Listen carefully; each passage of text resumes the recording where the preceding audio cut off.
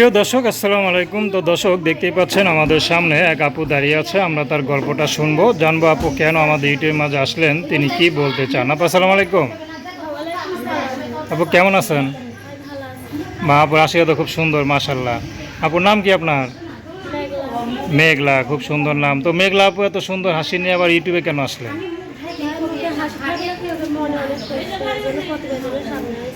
আচ্ছা, মুখে হাসি থাকলেও মনে অনেক কষ্ট।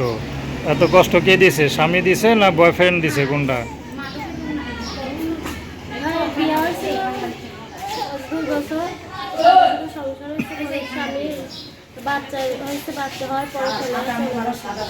আচ্ছা বাচ্চা নিয়ে আমি কিছু করতে পারিনি, কাজ করতে পারি না। আমাকে সহযোগিতা করতো, আর আমার বাচ্চার দায়িত্ব আমার কাছে নিত, তাহলে আমি তাদেরকে জীবন সঙ্গে বানাইতাম।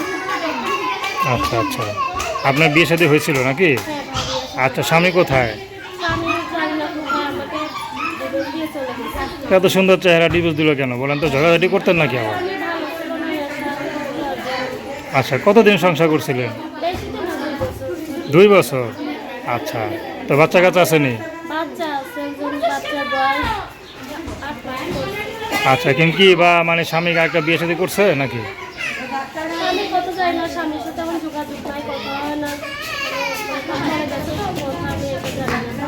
আচ্ছা, আমি তাড়াতাড়ি করে তা আপনি এখন কীভাবে চলেন?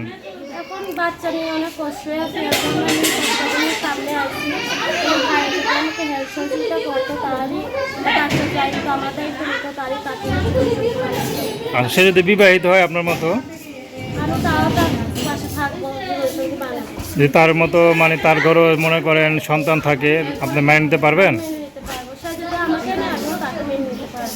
আচ্ছা আচ্ছা, তো আপনাদের কীভাবে যোগাযোগ করবে?